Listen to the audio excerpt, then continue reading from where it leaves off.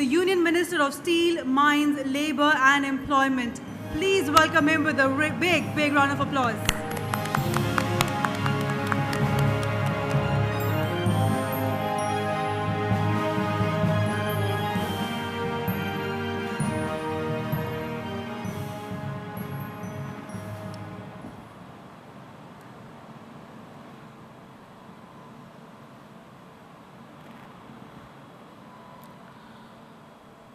आज के इस अवसर पर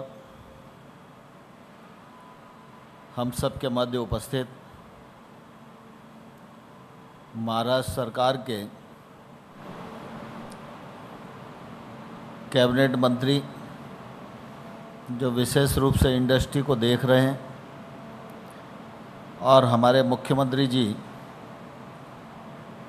के प्रतिनिधि के रूप में उपस्थित हैं, कोरिया के राजदूत श्री जून ग्यू ली जी, हमारे इस ज़िले के गार्डियन मिनिस्टर और महाराष्ट्र सरकार के माइनिंग मिनिस्टर श्रीमान प्रकाश मेहता जी, इस क्षेत्र के हमारे एमएलए श्रीमान भरत जी, पास्को के सीईओ ओझून क्वान जी, पास्को के senior executive vice president young हून ली जी, पास्को इंडिया के सीएमडी श्री गो वून संग जी तथा इस अवसर पर उपस्थित सभी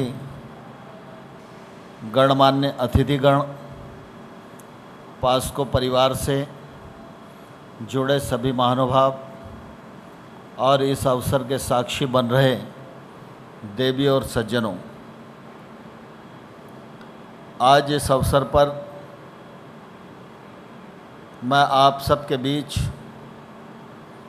इस पावन मौके का साक्षी बनकर बहुत ही प्रसन्नता का अनुभव कर रहा हूँ।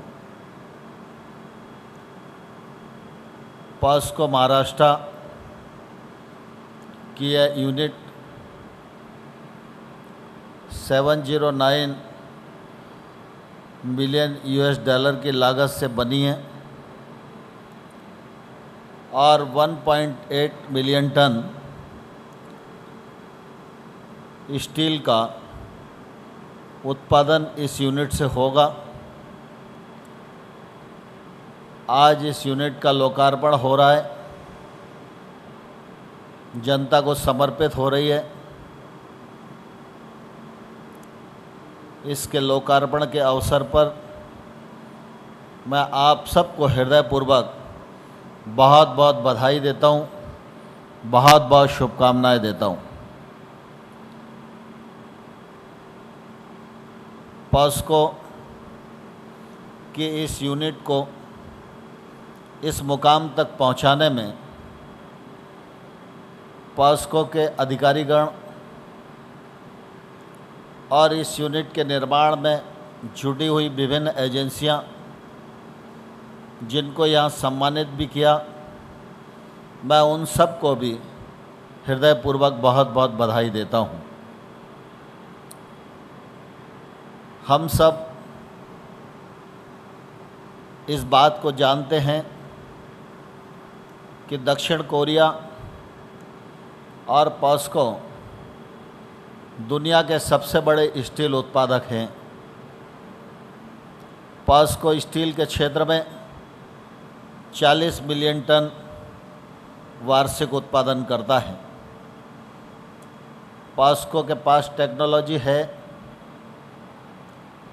श्रम है, पैसा है और इसके कारण स्टील के क्षेत्र में इनकी सारी दुनिया में अग्रणी भूमिका है। पास्को हिंदुस्तान में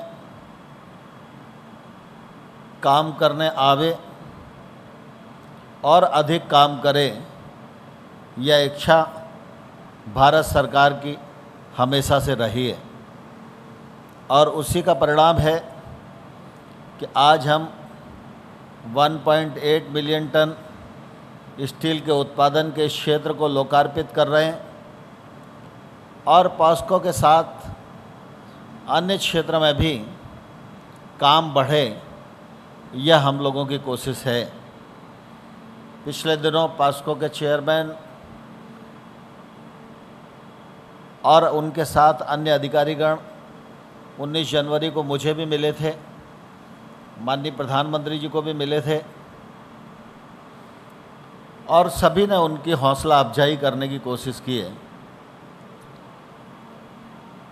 भारतवर्ष में नई सरकार बनी है। भारत के नए प्रधानमंत्री नरेंद्र मोदी जी हैं, और आज हम महाराष्ट्र में बैठे हैं। यहाँ श्री देवेंद्र फडणवीस जी के नेतृत्व में नई सरकार ने आकार लिया है। केंद्र की और राज्य की दोनों ये सरकारें मेक इन इंडिया और मेक इन महाराष्ट्र के लिए पूरी तरह प्रतिबद्ध हैं। इस देश में इंडस्ट्री बढ़े, इस देश में रोजगार के अवसर सृजित हों, इस देश में निवेशक आएं, सरलता से व्यवसाय करें, हमारे बेरोजगार नौजवानों को रोजगार मिले, यह भारत सरकार की और महाराष्ट्र सरकार की प्राथमिकता है। इतने दिनों में महाराष्ट्र की नई सरकार के व्यवहार को भी पॉस्को के अधिकारियों ने अनुभव किया होगा, और हिंदुस्तान की सरकार को भी आप सब लोगों ने निश्चित रूप से अनुभव किया है। आज स्टील का क्षेत्र थोड़ा सा तकलीफ़ का क्षेत्र है। यह स्टील का क्षेत्र और सुगम बने, तेज़ी से आगे बढ़े, रॉ मटेरियल की उपलब्धता हो, प्रचुरता हो, इसके लिए भारत सरकार पूरी तरह प्रयत्नशील है।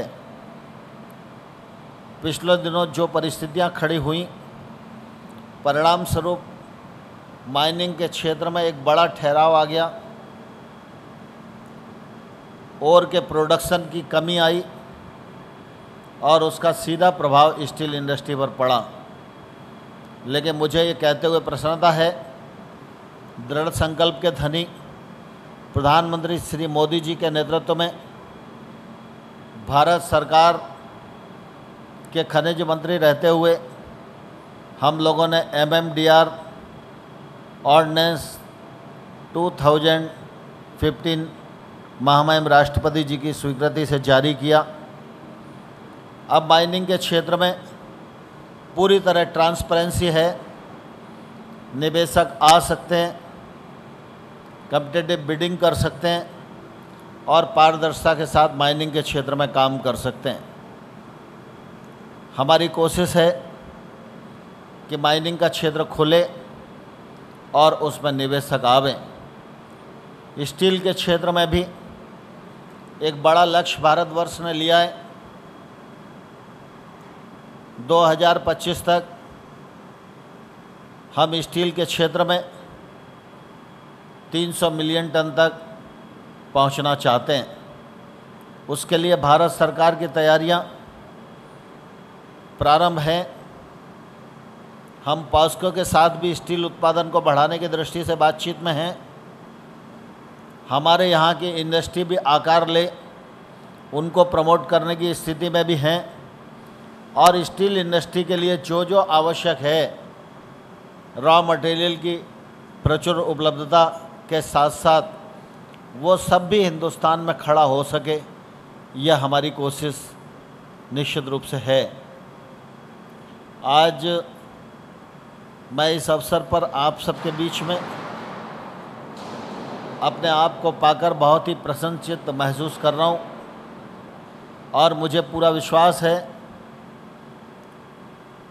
दक्षिण कोरिया की पॉस्को और आपके माध्यम से अन्य कंपनियां भी भारत में निवेश करने के लिए आएंगी। मैं उनका हृदयपूर्वक इस अवसर पर स्वागत करना चाहता हूं। पॉस्को के इस अच्छे प्लांट के शुभारंभ के अवसर पर पुनः एक बार आप सबको बहुत बहुत बधाई देता हूं। बहुत बहुत धन्यवाद।